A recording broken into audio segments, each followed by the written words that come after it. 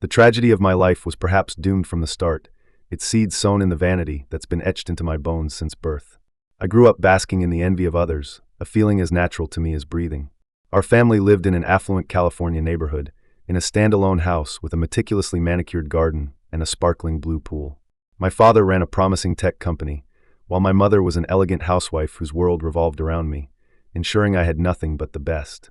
In high school, my closet was filled with the trendiest brands, and my car was a brand new BMW, a gift from my father for my 16th birthday. My friends were girls from similar backgrounds, our conversations always circling around parties, luxury goods, and vacation plans. I took it for granted that this life would last forever. When I started at UCLA, that lifestyle only intensified. My father gave me a credit card with a $3,000 monthly allowance, saying, "Emily, don't skimp on money. Focus on your studies and socializing." I took his words as gospel, though clearly, I only heard the first half.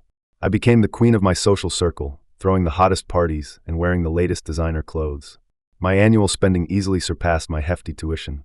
I reveled in the feeling of being the center of attention, the envious glances from waiters when I paid the bill, the seemingly unshakable superiority built on material wealth.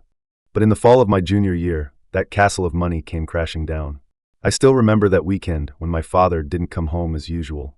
My mother was restless, pacing the house, calling his phone endlessly, but it never connected. Late that night, two men in suits knocked on our door, lawyers from my father's company. They delivered devastating news. My father's most trusted partner, an uncle we'd known for over a decade, had exploited a financial loophole, drained the company's accounts, stolen its core technology, and vanished to the other side of the world. Overnight, the company went bankrupt, saddled with massive debt. Life after that was like a nightmare I couldn't wake from. We sold the big house, all the cars, and moved into a cramped, outdated rental apartment on the other side of the city. The air was thick with the smell of curry from the neighbors and a faint, lingering mustiness, a cruel contrast to the gardenia scent of our old garden. My father aged 10 years in an instant, sitting silently by the window, chain-smoking. My mother packed away her designer bags and jewelry, learning to cook and clean, her face etched with exhaustion and worry. To make ends meet, they used their last savings to open a small liquor store in the neighborhood. As their only child, I became their last hope and anchor. They still did everything to provide for me, hiding their fragility, but the shame of falling from grace and the fear of poverty were branded into my heart. At 24, a year after graduating, I landed a clerical job at a company in downtown LA. I worked 9 to 5, handling tedious spreadsheets and documents, earning a measly $3,500 a month. To me, it was a joke, barely enough for a single handbag I used to buy without a second thought.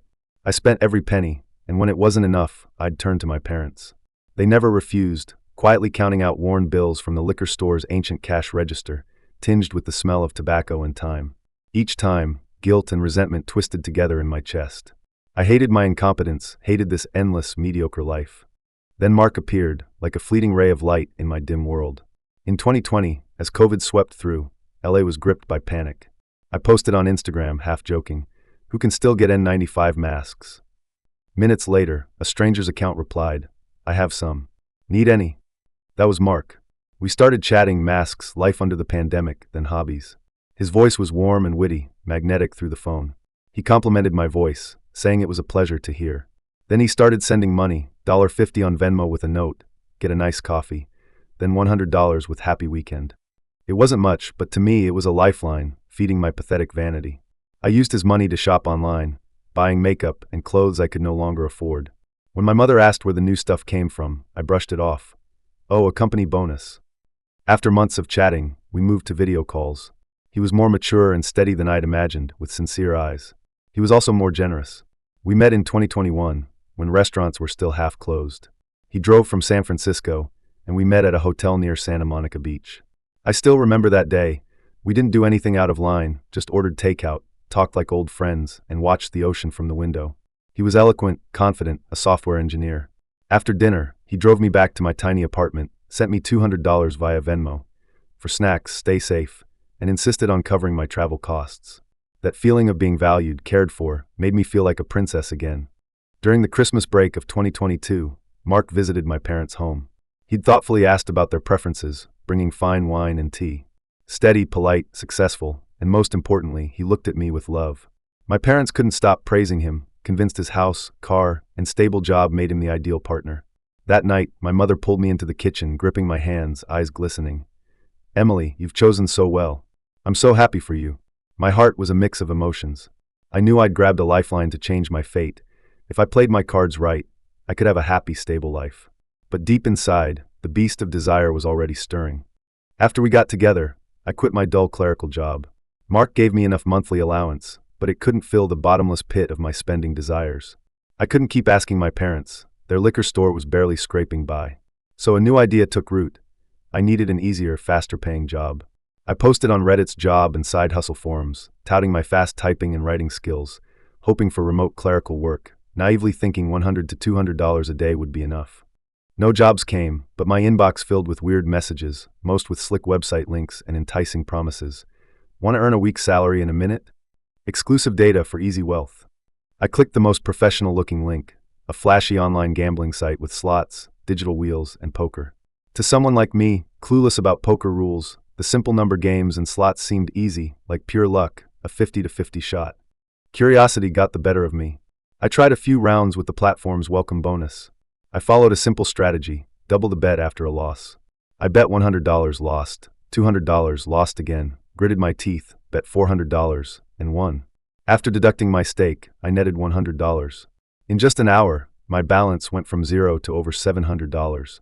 I withdrew the money, and when it hit my bank account, my heart raced. It was exhilarating, more thrilling than a paycheck or Mark's transfers. This was money I'd earned with my smarts and guts in minutes. I immediately ordered a $500 La Mer skincare set I'd been eyeing. Clicking confirm payment brought an unprecedented sense of control and power. I felt invincible, like I'd found a secret shortcut to wealth. I revisited my shopping cart, eyeing necklaces, bracelets, and designer bags I'd hesitated over, planning to buy them all with my next win. Losing never crossed my mind. How could I lose at such a simple game with enough capital? But the casino always wins. My naivety and confidence cost me dearly. That afternoon, luck abandoned me. I kept losing, doubling my bets, watching the numbers turn from green to red. I went all in to recoup my losses. In one afternoon, I lost nearly $5,000, Mark's allowance, my meager savings. When my balance hit $0, I collapsed in my chair, drenched in cold sweat. Fear and frustration coiled around my heart like snakes. All I wanted was a little money for things I loved. How did I lose so much? I couldn't accept it. From that day, I changed. I stopped caring about my appearance or socializing, locking myself in my room, eyes glued to the fluctuating numbers on the screen. One thought consumed me: break even.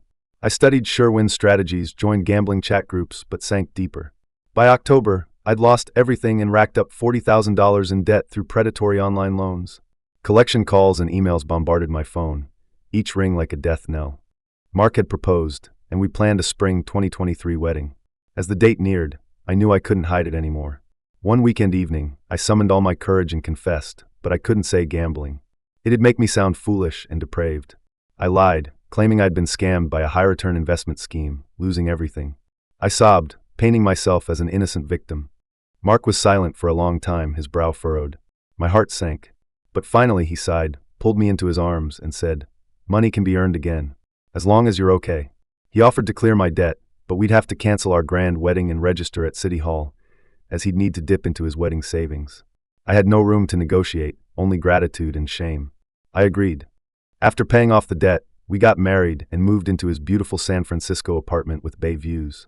He worked in Silicon Valley. I stayed home watching TV, browsing online. I'd never learned to cook, so we ate takeout or he cooked after work. My housework was limited to washing dishes and tossing clothes in the washer. It was a comfortable life, one I'd once dreamed of, but soon, an overwhelming emptiness consumed me. Mark was wonderful, but he was always working. Alone in the empty apartment, I felt like a caged canary. I tried hobbies, knitting a scarf, but gave up after a few rows. I didn't know what I wanted. Life felt stagnant. Then that familiar urge crept back. Just check the gambling site, even if I don't play. One day I gave in. I logged into my old account, and a pop-up greeted me. As a returning player, I got a $50 bonus. That $50 was the final straw. I told myself, just play with this, lose it, and stop, no deposits. But a gambler's promise is worthless. I won over $1,000 with that $50. The euphoria of winning back what I'd lost obliterated my reason. I was hooked again. This time, I was reckless and secretive. I got multiple credit cards, borrowed from high-interest loan platforms, juggling debts. By June 2023, in just months, my new debt hit $60,000. I was cornered. Ironically, we were planning to start a family. I even had a dark thought. If I got pregnant, could I use the baby to soften Mark and his family to clear my debts? But my body didn't cooperate. Desperate, I turned to my parents in LA. I couldn't admit the full amount, only confessing to $20,000 in gambling debts. On the phone, I heard my mother's stifled sobs and my father's heavy sighs. They didn't scold me much, just emptied the liquor store's savings to give me $20,000, their last dime. Guilt consumed me, but my addiction overpowered my humanity. I used only $5,000 to pay off urgent loans, then gambled the remaining $15,000. In less than 2 days, it was gone. I broke down. I knew I had to confess to Mark again, prepared for divorce. I even justified my failure. If he didn't help this time, he didn't love me enough, and divorce would be my escape. I used this twisted logic to shield my fear. When I laid it all bare, Mark's face showed anger and disappointment for the first time. We had our worst fight ever. After, a suffocating silence.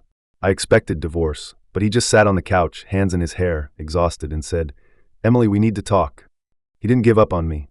To clear the $60,000 debt, he made huge sacrifices. Sold his beloved BMW, his first post-college gift to himself, maxed out 2 credit cards, and withdrew from his 401k, incurring steep penalties and taxes. Watching him scramble to fix my mess, I was overwhelmed with regret. I swore I'd quit gambling. Life became tight. His salary went to debts, we stopped eating out, and every expense was calculated. He took my credit cards and stopped my allowance. I felt suffocated. My empty shopping cart mocked me with unaffordable skincare and clothes. My skin, used to luxury products, dulled with cheap substitutes. I couldn't stand this downfall, the faded reflection in the mirror. Out of sight, out of mind fit me perfectly. The devil in my head whispered, "Win just $500 for skincare, then stop. It'll be fine." I believed it. I secretly used the spare computer, created a new account. I meant to win $500, but when I did, I wanted $200 more for foundation. The snowball of desire grew until I lost everything again, piling on new debts. In September 2023, drowning in debt, I found out I was pregnant. It should have been joyous, but it was a ticking bomb. My new debts neared $25,000. I thought I could hide it until the baby came. But one day, while showering, I left my unlocked phone in the bedroom. Mark saw the collection notices and gambling site history. He stormed into the bathroom, threw the phone at my feet, his eyes full of pain and despair. We fought like never before, but seeing my growing belly, he softened. He held me, explaining the rigged games, how I'd never win. For our child, he forgave me again. He secretly borrowed $25,000 from his parents to clear my debts for the 3rd time. I took time off, focused on my pregnancy, and seemed to quit gambling. In June 2024, I gave birth to a beautiful son. My mother-in-law, thrilled, sent me a $1,000 gift. With money in hand, my addiction stirred. Postpartum mood swings, and the exhaustion of newborn care overwhelmed me. My old phone's cracked screen lagged, and I wanted a new one. The old urge returned. Win a little daily, $200 for the baby, a new phone, then stop. Less than a month after giving birth, I started my 4th, most frenzied gambling spree. I was a soulless shell, driven only by gambling. I borrowed $40,000 from shady high-interest lenders, $15,000 from relatives, $5,000 from friends. Then, I contacted Kevin, a college acquaintance who'd once pursued me. I dismissed him back then, but now I begged for a loan. He paused, then offered $10,000 on one condition. I'd keep him company. I knew what he meant. My dignity shattered, but addiction won. I agreed. He'd drive to my city, book a hotel. I'd sneak out while Mark worked and the baby napped, spending 2 hours with Kevin. We only talked. He seemed to relish the conquest, seeing the once untouchable goddess humbled. Each time, taking his money, I felt no relief, only disgust and self-loathing. Then, I'd pour that tainted money into the gambling abyss. By July 20th, 2024, loan platforms issued final repayment demands. My total debt was astronomical. That night, after Mark put our son to bed, I confessed for the 4th and final time, like a condemned prisoner. I told him everything, including meeting Kevin for money. Sobbing, I said, "Let's divorce. I've ruined everything. I'll raise our son until he's 3, then give him to you. I'll leave with nothing. It's all I can do for you." I braced for his rage, but he just looked at me, his eyes filled with a deep, unfamiliar sadness and exhaustion. The silence stretched endlessly. Finally, his voice hoarse, he said, "Emily, I don't want our son to grow up in a broken home. This is the last time I'll save you. But we have to sell the house." I was stunned. I thought he'd hate me, abandon me, but he didn't. He chose to sacrifice our home to save a hopeless sinner like me. Now, our once joyful apartment is for sale. Realtors bring strangers who critique my carefully decorated living room like it's a commodity. My loans are overdue, and I endure daily insults from collectors. We wait for the house to sell, to fill the gaping hole I created. I've called every relative and friend I borrowed from, negotiating repayment plans under their disappointed, scornful gazes. After all this, I've finally woken from that manic dream. Looking at my haggard reflection, my son's innocent face, and my husband, aged overnight by my actions, I see what I've done. Online gambling isn't a game. It's a demon that devours your soul, family, and future. Those quick, easy loans are its poison. I don't know what the future holds, if Mark and I can mend our rift, but I know I must leave the past behind. If I relapse again, I'll lose more than a house or a husband. I'll lose the last shred of my dignity and chance at redemption. I hope my story, written in blood and tears, warns those teetering on the edge. I'll keep my promise to myself. This is absolutely the last time.